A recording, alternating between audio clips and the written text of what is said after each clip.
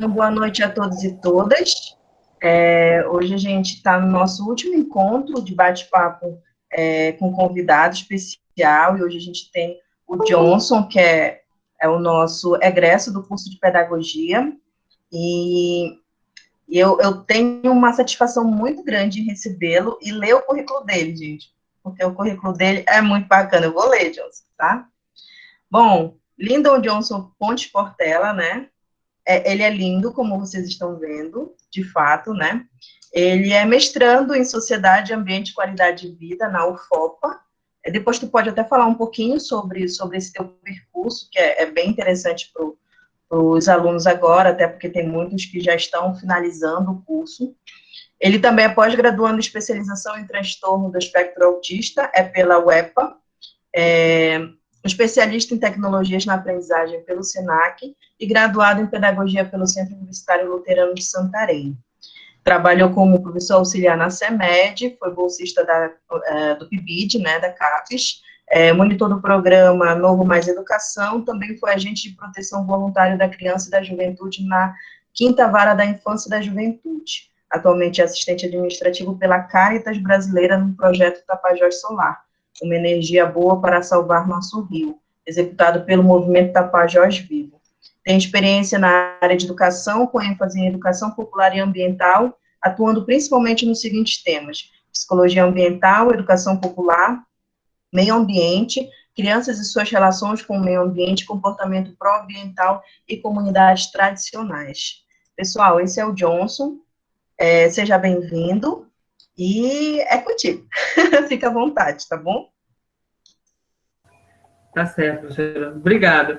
Bem, antes de tudo, é bom agradecer o convite, né, da professora Narelli, onde foi em 2016, né, professora? A senhora foi minha professora, tanto foi no estágio, mas também teve um muito bom de educação musical, no sábado. Eita, como era bom esse sábado de ressaca aparecer de educação musical. Mas foi muito bom, professora. Obrigado pelo convite, antes de tudo. E vamos lá. Vamos lá. Então, esse mais ou menos sou eu, né? Esse percurso mais acadêmico, científico, mas vamos ver um pouco sobre um percurso pessoal também, né? Que é essas trajetórias, né? Do que é uma educação popular, o que é uma educação ambiental, né? Esses processos e essas perspectivas fora dessa caixinha. E essa caixinha é o que a gente pode chamar de nossa vida, um exemplo clássico. Mas pode passar, professora. Só um minutinho aqui, que o bichinho travou.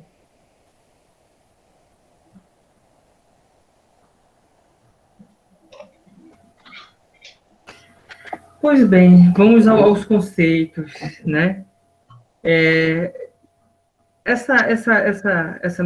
Esses conceitos que eu estou jogando aqui, eles estão imbricados em vários preceitos científicos, mas eu acho que um dos principais é a pedagogia de Paulo Freire. Então, para quem ainda não teve oportunidade, baixe em PDF, é de graça. Pedagogia do Oprimido, é poucas páginas e é um livro interessantíssimo, é basilar.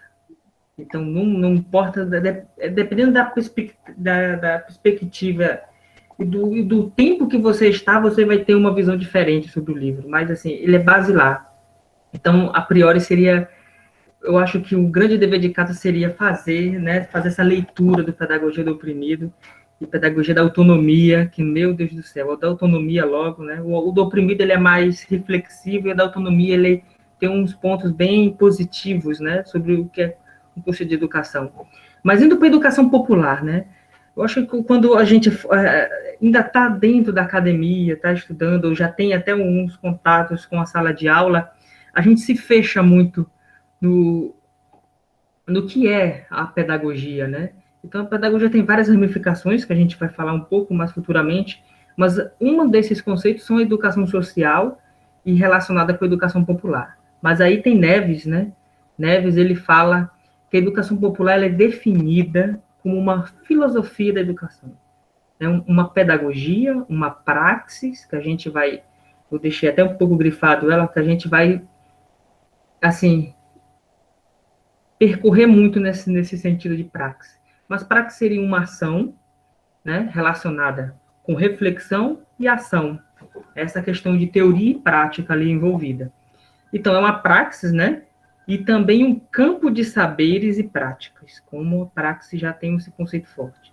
Ela tem origem em movimentos sociais que insurgiram na América Latina contra os processos de colonização e os governos autoritários na segunda metade do século XX. Então, eu acho que, assim como uma das frases do Paulo Freire é deixar muito bem claro que a educação popular é uma educação política. Não tem como desvincular isso. Se você está inserido dentro... A educação social como um todo é uma educação política. Não tem como escapar por essa tangente, não tem como ficar isento a isso. Porque são as relações ali que estão acontecendo, dinâmicas sociais, que ali estão tão latentes que não tem como escapar dessa regra, que é também ideológica. Né? Tem aquela grande questão que a gente está vendo muito, infelizmente, está na mídia, que essa questão da própria ideologia, né? Ah, mas o ensino é ideológico e tarará. Todo ensino é ideológico. Paulo Freire deixa muito bem claro isso. Não apenas Paulo Freire, mas Saviani, qualquer teórico da educação deixa muito bem claro. Todo ato pedagógico é ideológico. Agora, tem diferenças de ideologias. A ideologia de Paulo Freire, o dia que é a minha, um dia da professora, sem dúvida, é uma pedagogia de inclusão. Então, tem esse sentido. Não exclui pessoas, não exclui ninguém. Por contrário, inclui. Se a sua pedagogia é inclusiva, ela é ideológica, e é uma ideológica positiva. Mas pode passar, professora. Outro conceito que a gente tem que ter, né, tirando desse contexto mais popular, é a educação ambiental, que estão relacionadas em si. Mas a educação ambiental, né, a EA, como a gente pode falar, ela é crítica e emancipatória. Busca uma reeducação de valores, atitudes, afetividade com o meio ambiente, considerando este como um locus, né, um local de ações sociais nesse contexto, e a partir da educação ambiental, que se busca um novo olhar ao colapso ambiental na qual se encontra a sociedade pós-moderna, no caso a nossa. Gomes menciona esse conceito de educação ambiental. É só para a gente se desvincular um pouco, que não tem como a gente se desprender, né, desse conceito reflexivo entre essas duas bases, seja de uma educação popular ou de uma educação ambiental. Né? Por quê?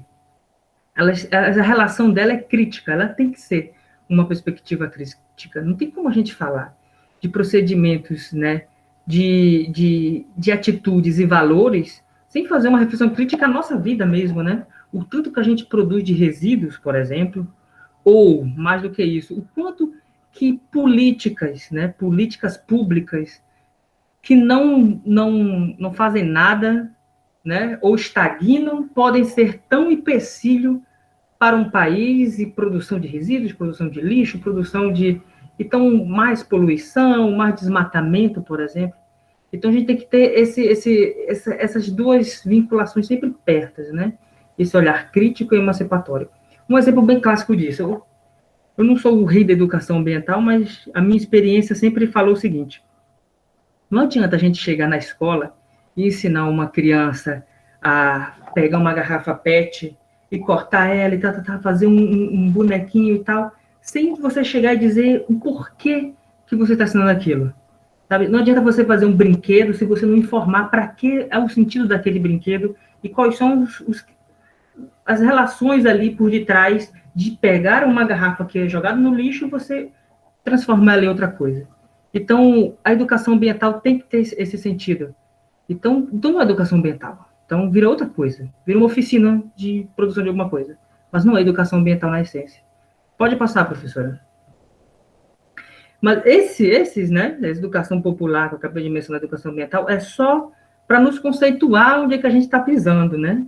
Na teoria e na prática, como essa relação de prática. Mas, antes de tudo, né, como é mais ou menos uma questão de experiência, né, que é a conversa aqui, né, o que seria na prática, o que seria na teoria também, mas eu acho que quando eu estava cursando pedagogia e tudo mais, como eu já mencionei antes, tinha essa divisão, né, o que era uma educação formal, onde a gente tem mais contato, que é o comum isso, né, a pedagogia geralmente é para esse campo mais formal, mas tem um campo informal que a gente vai ali se aproximando cada vez mais e vai se apaixonando.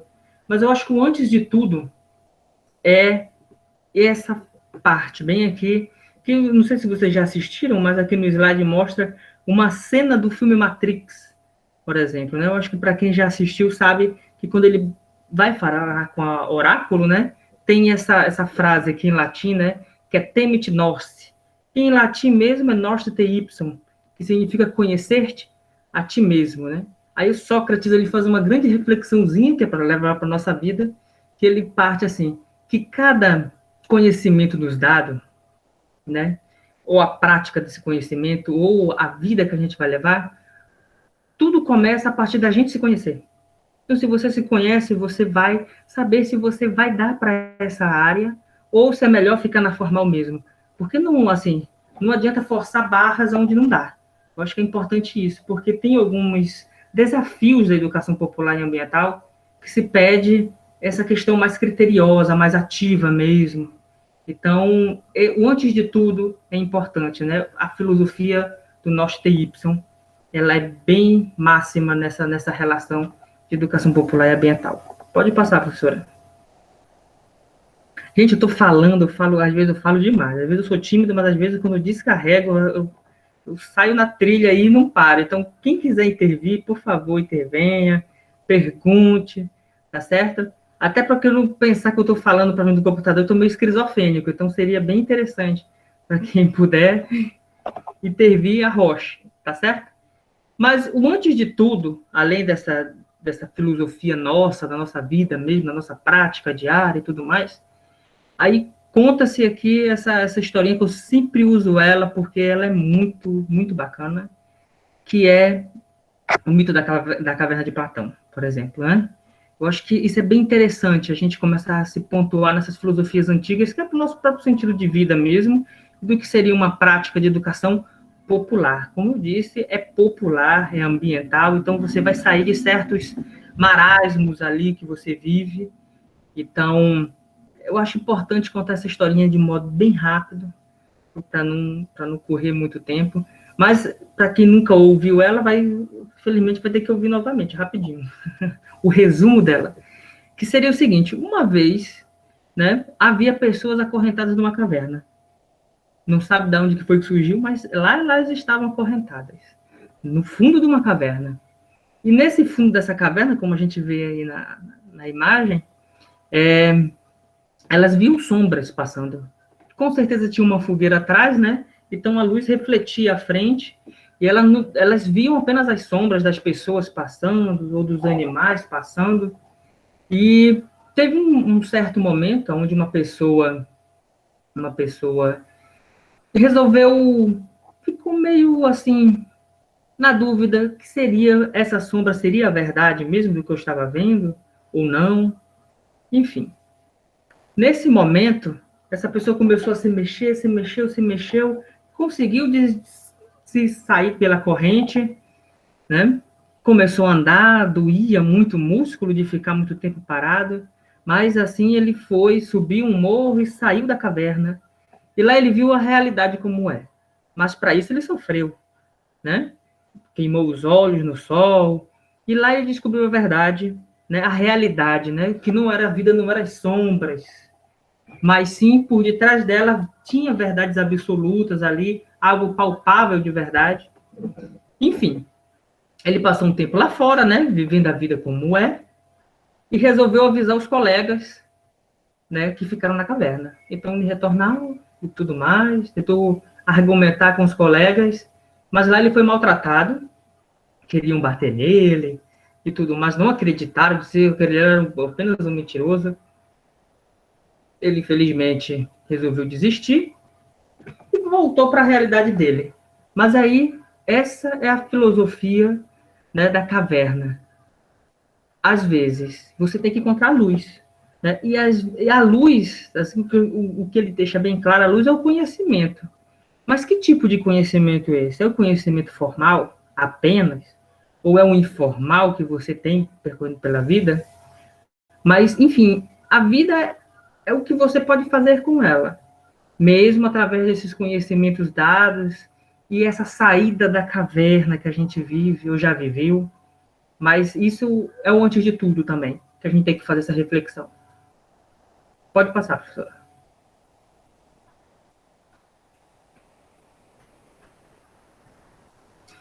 Como bom pedagogo, a gente tem que contar histórias, né? Senão a vida não é nada. Uma prática pedagógica é quase nada quando a gente não conta nossas historinhas. Mas passe aí, professora. Bem, outra historinha interessante que a gente vai se pautar bem nela, já não tão reflexiva quanto os filósofos, mas um pouco mais atual, de Paulo Freire, que é a canoa. Né? Ele conta uma historinha que eu vou tentar resumir ela também e dar os meus pitacos, né? Que a gente sempre ouve uma coisa, a gente vai dar aquela apimentada nossa. Mas, enfim, era uma vez um barqueiro e ele sempre fazia a travessia de um lado para o rio ao outro. Sempre fazia isso, há muito tempo ele fazia essa travessia. Era a função dele, a profissão dele era essa, né? Então, em um dado momento, ele foi fazer a travessia, o rio era um rio meio nervoso, às vezes, como o Tapajós, por exemplo, e tinha uma professora e um advogado esperando por ele para fazer a travessia. E lá, a professora entrou no barco, o advogado entrou no barco e já começaram a viagem. Só que, bem no começo, eles começaram a conversar, o advogado e a professora, e o barqueiro só escutando e vendo o vento passar, fazendo o seu serviço. E lá eles estavam conversando sobre leis e tudo mais, leis da educação, e o advogado dizia, é muito bom saber sobre lei, você já pensou uma coisa dessa que não tem uma ponte aqui para atravessar esse rio, por isso que é importante a gente saber das regras, das leis que a gente tem nesse país, etc e tal. Aí, em dado momento, ele pergunta ao barqueiro, barqueiro, você conhece sobre lei? Você já ouviu falar de alguma lei e tal? Aí o barqueiro disse assim, olha, senhor, eu sinto muito, senhor doutor, mas eu não sei de lei nenhuma, não. Nunca tive contato com lei. Aí o advogado vai, olha para ele e diz assim, então você perdeu a metade da sua vida, sem saber de lei nenhuma. Aí a professora, ao escutar isso, falou, coitadinho, não sabe de lei. Mas você, seu barqueiro, você sabe ler e escrever? Aí o barqueiro pensa um pouco e diz, também não sei não, nunca tive contato em aprender a ler ou escrever, então eu também não sei nada disso. Aí ela, a professora, vai e fala, coitadinho, perdeu outra metade da vida dele. Aí o barqueiro foi e continuou fazendo seu trabalho. Lá pela metade do caminho, começou a ver uma nuvem muito escura, o barco começou a balançar demais, e o barqueiro, já sabendo que ia a naufrágio, né, ia a pique, aí ele vai e pergunta, professora, seu doutor, vocês sabem nadar?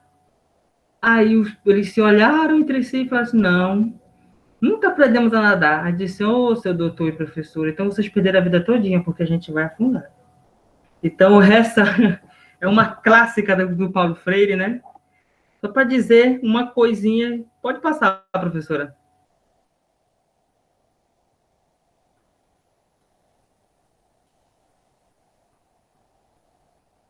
Isso. Só para dizer, né, uma das máximas do Paulo Freire, né? Não há saber mais ou saber menos, há saberes diferentes.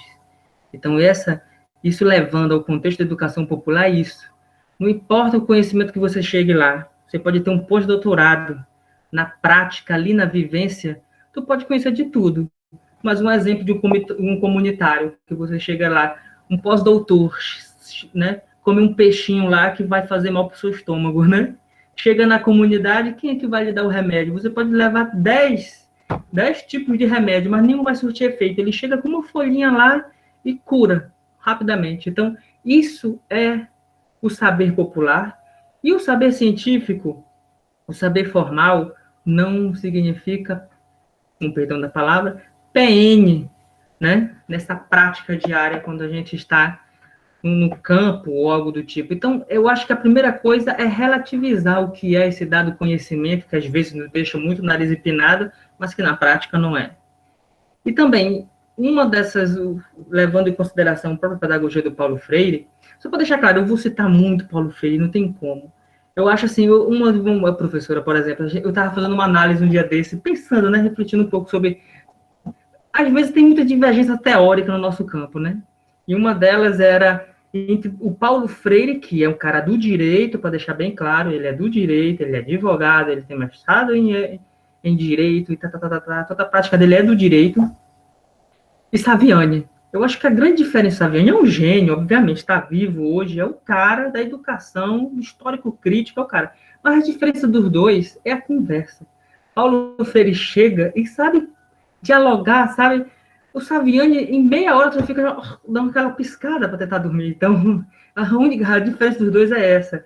Paulo Freire sabia chegar na comunidade, igual ele alfabetizou pessoas em 40 dias, debaixo de uma árvore.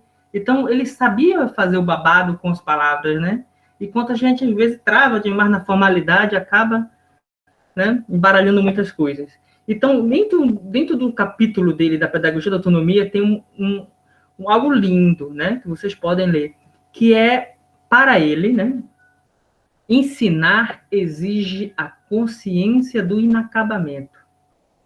Eu acho que é a primeira premissa. E isso a gente aprende na prática, né?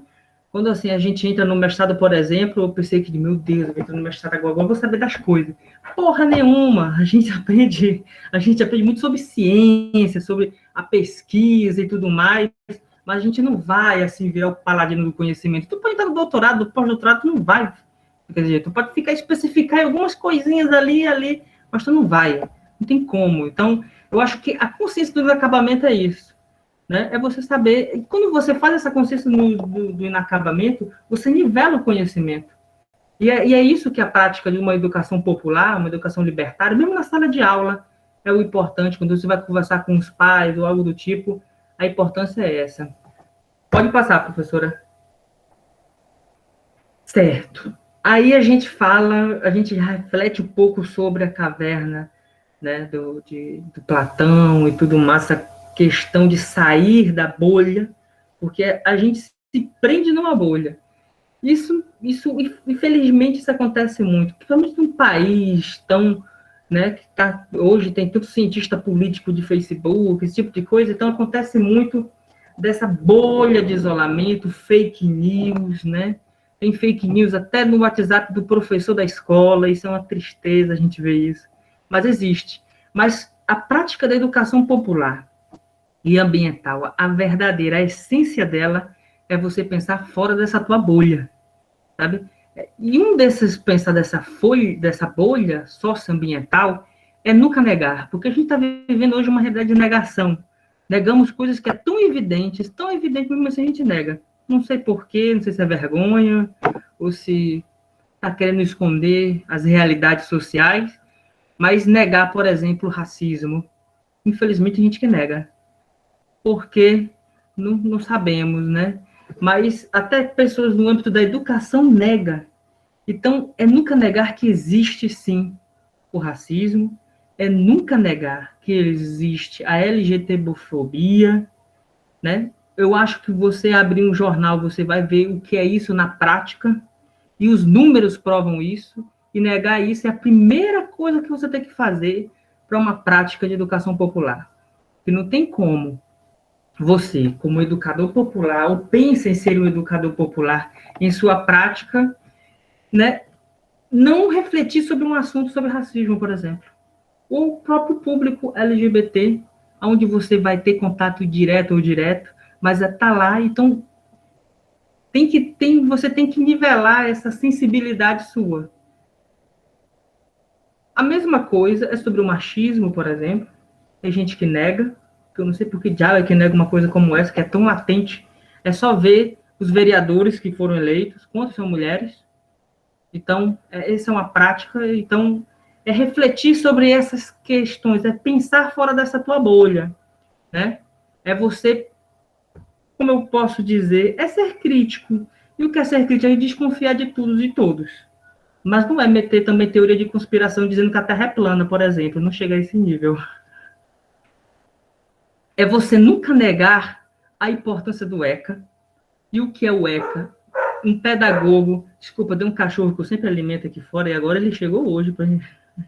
Tinha sumido 2 dias, agora que ele chegou. Mas o ECA, por exemplo, que é o Estatuto da Criança e do Adolescente, não tem como você negar isso se você é um pedagogo. Além da gente estudar muito isso, na prática, a gente vai, assim, quando você conhece mais sobre o ECA, você sabe o tanto que isso salva vidas de crianças, tira crianças de risco. A gente vai falar isso mais futuramente, mas é nunca negar a importância do ECA. E dentro do ECA tem a questão da minoridade penal. Isso é uma coisa também que é o divisor de águas e tudo mais. Mas a minha pouca prática que eu tive sobre isso é minoridade penal, nunca. Nunca. Pedagogo que dizer que é minoridade penal, ai meu Deus, dá até um tremelique. Não pode pensar dessa forma. É realmente saber, é pensar fora da bolha e conhecer a realidade social do seu bairro, por exemplo, que você pode conhecer. Mas é nunca negar a importância do ECA. É nunca negar o SUS, né, que está sendo tão atacado e pelo jeito vai ser mais atacado ainda, que é o nosso sistema único de saúde. É saber disso. É você nunca negar a importância da educação pública em todas as esferas, por exemplo. É você nunca negar uma coisa que está sendo negada muito, aí entra mais uma questão mais ambiental, que é o aquecimento global. Nunca negar isso, porque a gente está sentindo isso no calor, que cada ano se modifica ainda mais. Então, ou do gelo que está sendo derretido, né? Infelizmente, a gente que nega, né? Teve até um presidente aí que saiu, já saiu, não que ainda está lá, né? Mas que já foi trocado, que gostava muito de dizer que o aquecimento global e as mudanças climáticas eram uma invenção da ciência. A ciência agora está mentindo. Mas, enfim, um contexto mais nosso. Educação ambiental, né? Estamos na Amazônia. Não é apenas um bioma, mas vários biomas interconectados. Mas é você saber que o fogo na Amazônia não vem de ONG. Não vem de ONG. Vem de fazendeiro, vem de sojeiro e vem de madeireiro. E etc. Então, não tem como dizer que ONG taca fogo na Amazônia. Aí tem que fazer algumas leituras na ciência, porque o que a gente está falando aqui não é senso comum. Eu nunca vou me esquecer numa aula do Sandro, que ele, grande Sandro, que você falava assim, senso comum é o que você vê da sua cachola. Ciência é quando você tem base de leitura. Então, é realmente sair do marasmo, usar o Google e saber um pouco mais sobre essas questões aqui que você vai pensar fora. Ninguém nasce sabendo de tudo isso. A gente vai se modificando com o tempo, né? Como já disse, conhecimento é relativo. Né? O que você é hoje não vai ser daqui você mais uma semana ou um mês. Esse cachorro tá chato, mas uma hora ele vai desistir, depois ele vem. Pode passar, professora.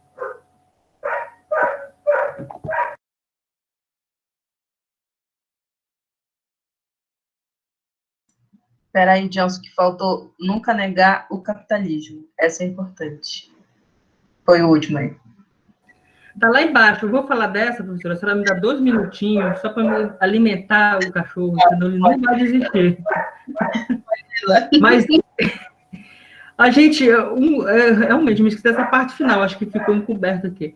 Mas o que está muito conectado, que a gente nos prende muito, né? Nunca negar o capitalismo. E o que seria o capitalismo? Essa relação predadora que a gente tem, social e ambiental. Então, nunca negar isso. Nunca negar essas mazelas sociais que estão por detrás. Aqui, eu tô mandando você tá aqui.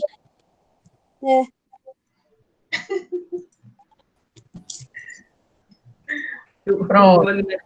Vou alimentar o cachorro aqui rapidinho. Aí vocês vão comentando um pouco, já eu chego. 2 minutinhos só, tá?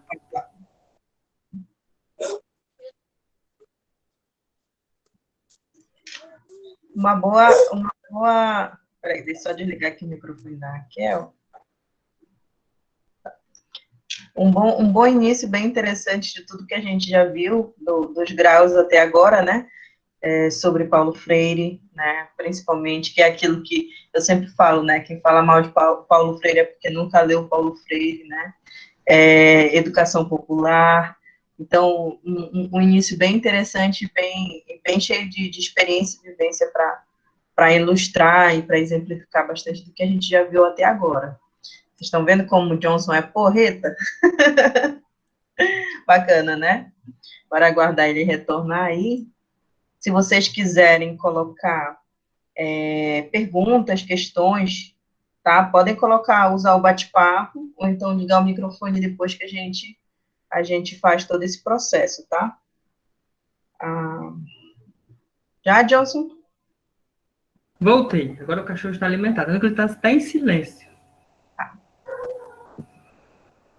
Mas pode passar, professor, o slide.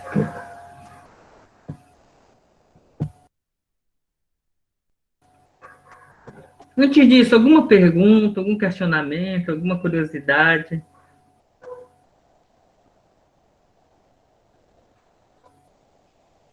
Nenhuma. Como diz a velha pedagogia, o silêncio diz duas coisas. Um que entendeu tudo ou porra nenhuma. Aí façam escolhas. Mas, assim que terminar, vai ter questões, então eles estão só se preparando, tá, Johnson? Só não vou fazer pergunta difícil. Feedback, né, que a gente está tendo. Tudo isso já foi mencionado durante o curso, principalmente a gente que já está quase finalizando. Então, é um feedback, a gente está relembrando tudo que já foi dado. Bacana. Vão colocando aí questões que tiver aí no bate-papo, depois a gente vai respondendo, tá bom? Bora lá. Certo. Pode passar, professora, que o outro só vai ficar com uma frase aí.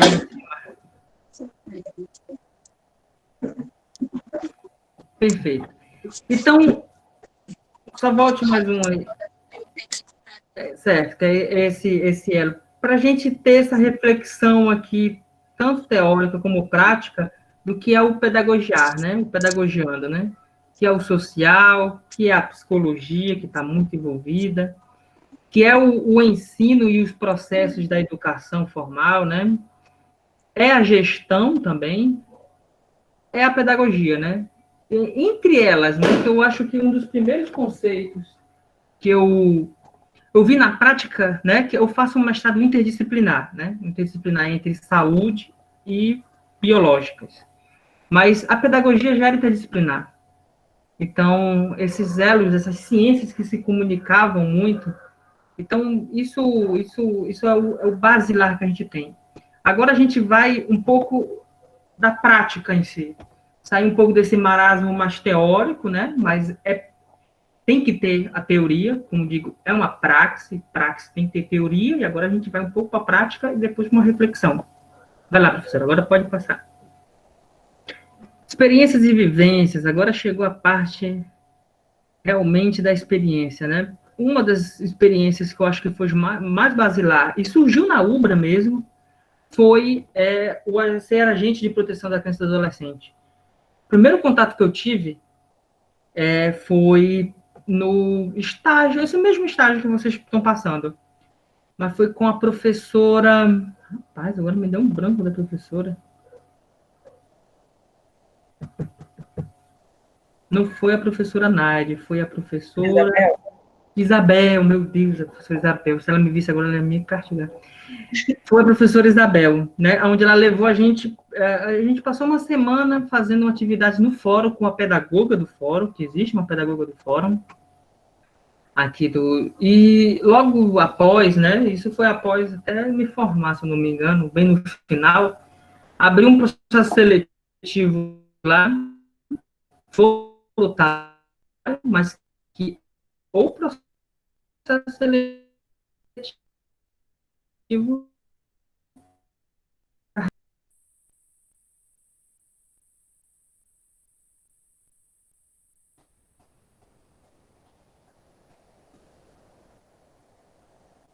Oi?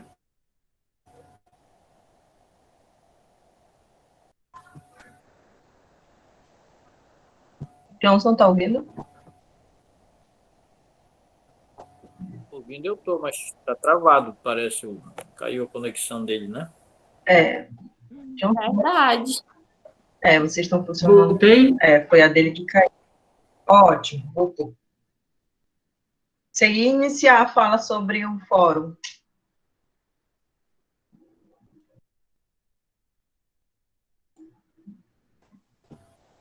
Oi, gente, eu vou continuar com a câmera desligada mesmo, porque eu acho que a minha internet tá muito boa, não. Deu um bug aqui. Mas vocês estão me Beleza. escutando? Estamos sim, agora sim.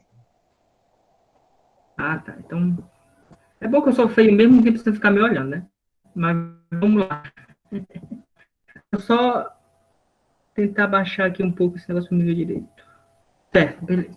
Então, como eu estava dizendo, né? Uma desses processos foi fazer agente de proteção da criança e adolescente, né? Do fórum. E foi uma prática. O que eu posso dizer dessa prática? Foi uma prática muito emocional, né? Então, o que é que eu desempenhava ali dentro? E também me dava muita responsabilidade, sabe? Tudo é responsabilidade, mas nesse caso específico, mexia com famílias, né? Então, ficava sempre muito temeroso, mas a prática ali uma visita familiar, né? Ou para fiscalizar a proteção de crianças que sofreram violências, né? De todo tipo possível, aí você pode imaginar o possível de que fazem mal a crianças, aí você pode associar desde violência, né, física, violência sexual, então, e também outra incumbência que fazíamos era também o monitoramento de menores infratores. E aí entra um pouco sobre a questão do ECA, né? O ECA tem duas vertentes, né? Uma vertente de proteção à criança e também sobre os menores infratores. Então, lá são menores infratores que saem da FASEPA, por exemplo, e são reintroduzidos à família. Então, a gente desempenhava essas diligências, essas visitas familiares, sempre para construir relatórios positivos ou relatórios negativos, o que a gente observava ali naquele local e em conversas, né? E alguns a gente acompanhava processos mesmo jurídicos que chegaria até a mão do juiz. Certo? Vocês estão me escutando mesmo? A internet caiu.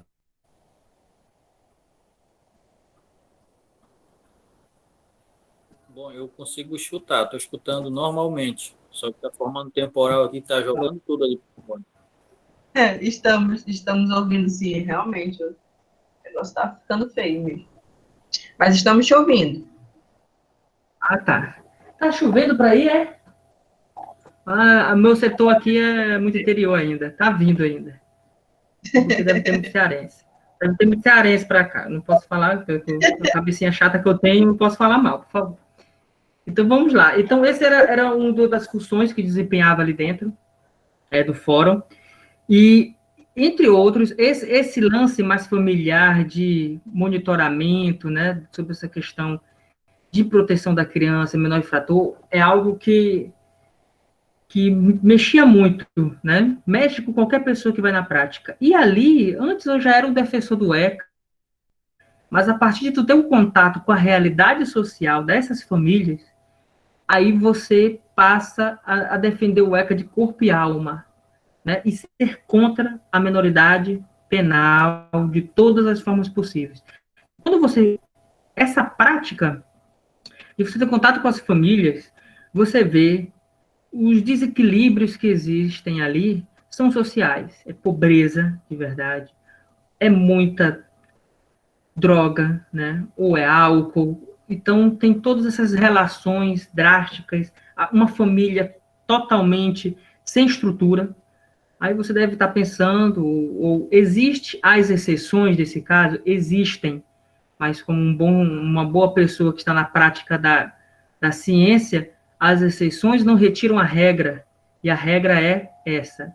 Realmente são famílias desestruturadas, que fazem um grande desequilíbrio psicológico nesse adolescente. Então, e a própria pobreza em si. Então, levam a vários caminhos. É o que eu estou falando de menor infrator. De proteção, a gente só vê o tanto que o ser humano é mau e é perverso com suas próprias crianças familiares.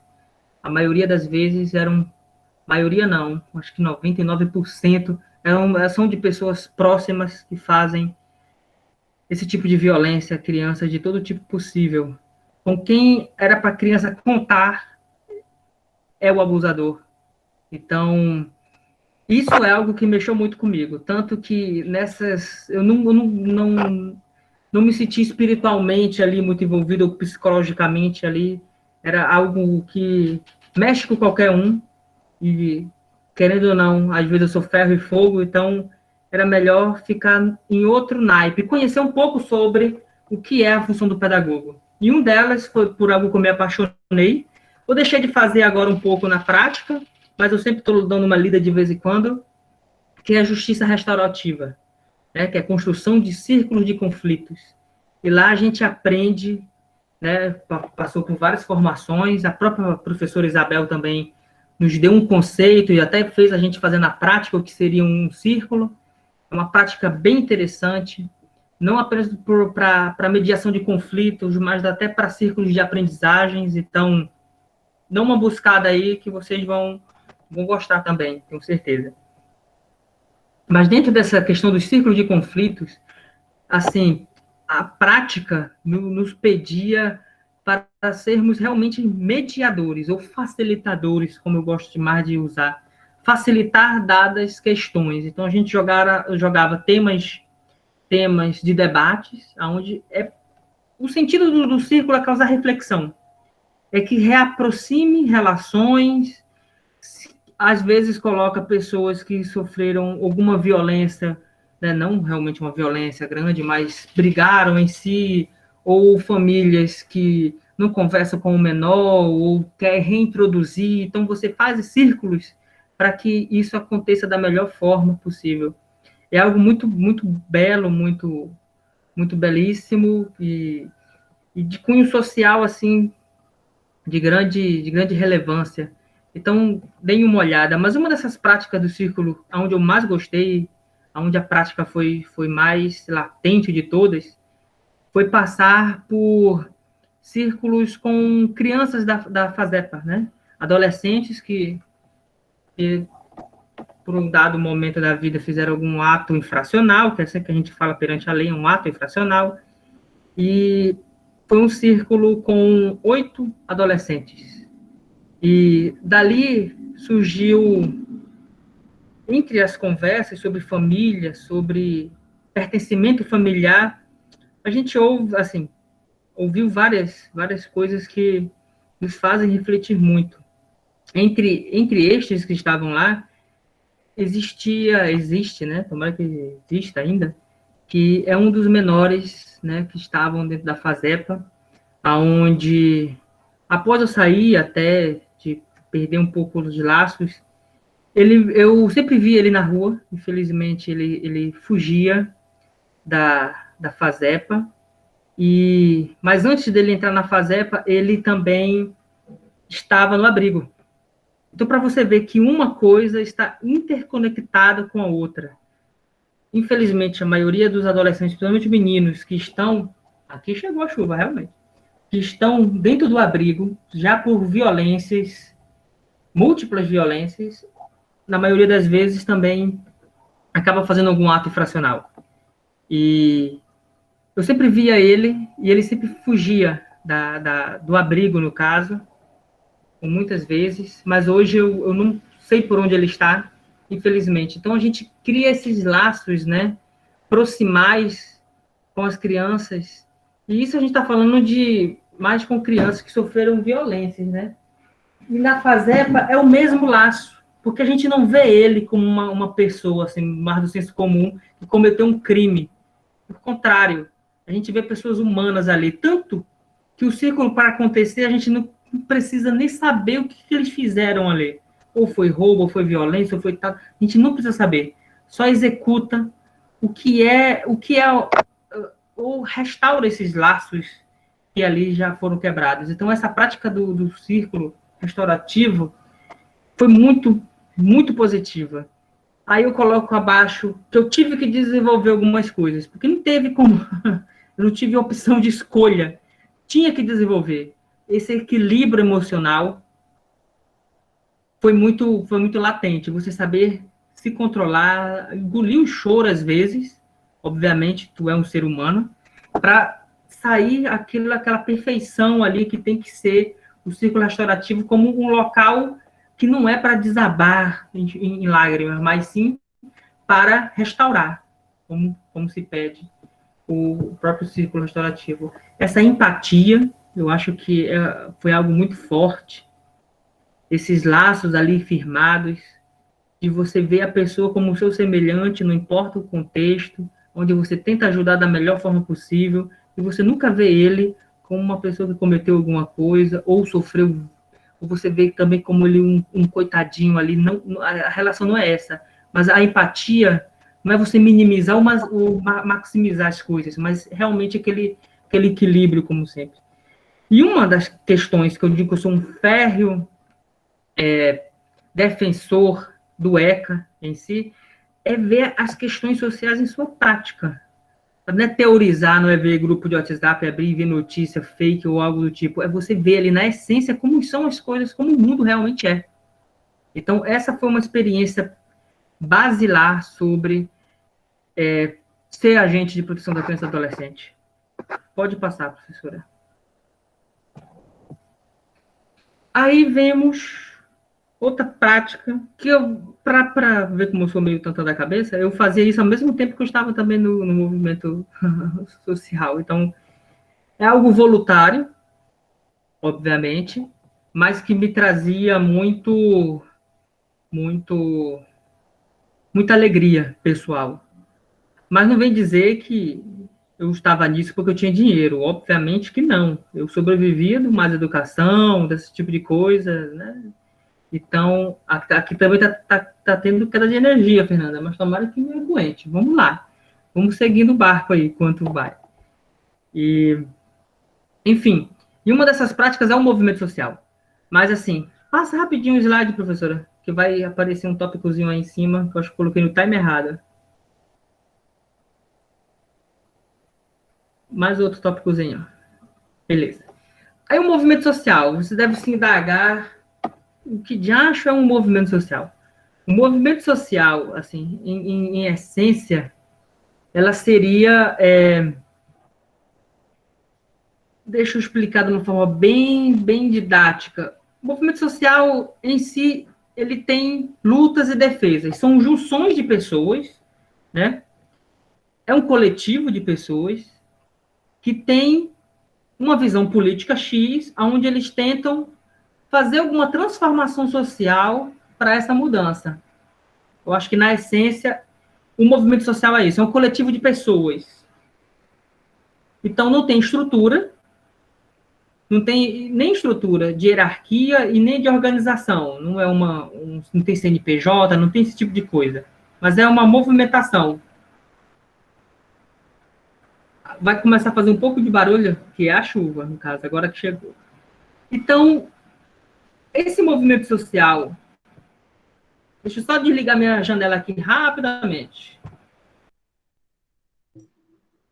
Meu Deus, deu queda de energia aqui. Não sei se vocês viram, mas piscou tudo aqui. Pelo amor de Deus. Mas não tem problema, tá? Tá sendo gravado. E aí, mesmo que eu caia, ele continua gravando até o último sair da sala. E aí depois cai lá no meu e-mail, tá?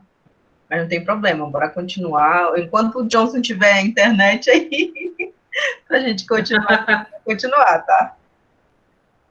Certo, a janela já está fechada, então o som está mais abafado um pouco para a gente continuar a conversa. Eu não sei por quanto tempo eu vou continuar, mas se todo mundo cair, o último que ficar, não vai falar coisa lorota que está sendo gravada aí, então cuidado. Vou contar tudo depois. Então, esse movimento a qual eu faço parte, existem vários tipos de movimentos, né? E isso está dentro da pedagogia social, dentro da pedagogia popular, educação popular, que é um estudo de movimentos. E é algo que a gente tem que se apropriar como pedagogo, porque, assim, no mestrado e no doutorado, tem uma linha de pesquisa só para isso. Então, se você quiser fazer um mestrado, principalmente mais específico na área de educação, tem uma linha só de estudo de movimentos sociais, que também é educação popular na prática, então a gente tem que se ter desse conhecimento, né? Enfim, vamos lá. O movimento a qual eu faço parte é o movimento Tapajós Vivo, né? E o que ele promove, o movimento Tapajós Vivo? Ele promove educação ambiental na bacia do Rio Tapajós. Essa é uma forma mais didática de apresentar um movimento. O que a gente faz na essência é várias coisas. Mas o movimento Tapajós Vivo, por que o MTV, né? Que não é aquele programa que tinha lá. Ele existe, né? Esse programa. Não é nenhum programa em si, mas eles são donos do negócio lá, MTV, né? O movimento Tapajós Vivo, a existência dele, ele se dá no papel social criado há mais de 10 anos atrás. Opa, a professora saiu, né? Mas alguém está me escutando? Ninguém... Estão escutando? Sim, Então, na verdade, a minha internet caiu. Na verdade, está tendo queda de luz para cá. Gente, já. caiu aqui. Oi. Caiu o Wi-Fi aqui. E aí, só tá professora, o que você acha? A gente continua? Não tem como continuar, porque eu não vou conseguir utilizar o slide. Deixa eu ver. Quem ainda continua aqui? Só 8 colegas? Não. Até que tem um grupo bom, né? Será que estão tudo com dados móveis? Já caiu mais alguém aqui. Gente, bom, a Lucélia caiu. Eu acho que vai ficar complicado. Johnson, a gente pode tentar remarcar, será? Ou a gente pode... Podemos. Logo agora, professor, eu estou gostando do assunto aí, que me interessa muito. Pois é, tá tão bom. Deixa eu ver. Johnson, a gente pode marcar uma ida para o Instagram do Pedagogia Celzubra. E aí os alunos interagem pelo bate-papo. O que tu acha? Pode ser. Pode ser? Eu acho que não dá agora, porque como muitos colegas caíram, provavelmente eles não vão nem conseguir entrar pelo Instagram, mas a gente pode tentar fazer assim. Não sei. Qual a tua disponibilidade? É melhor perguntar assim, né? Professora, à noite. À À noite, noite eu né? sempre... à noite. Tá. À noite eu Pode estou ser na livre mesmo. sexta-feira à noite? Sexta-feira à noite.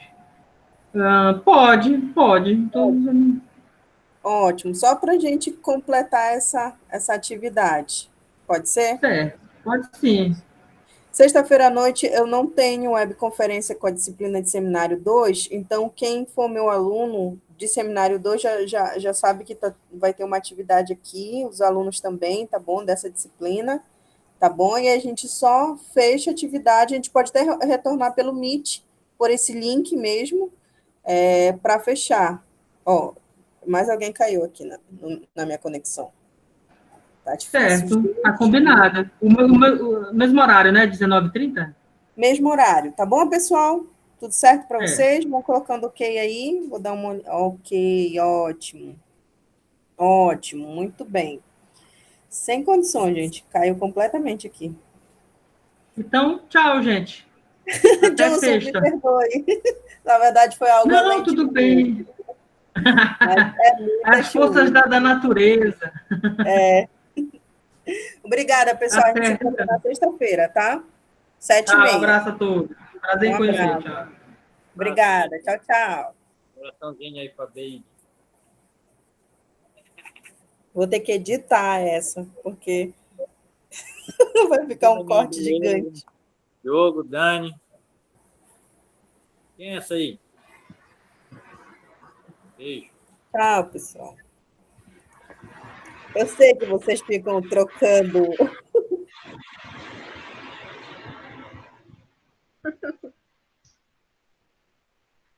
Essa chuva vem a péssima hora.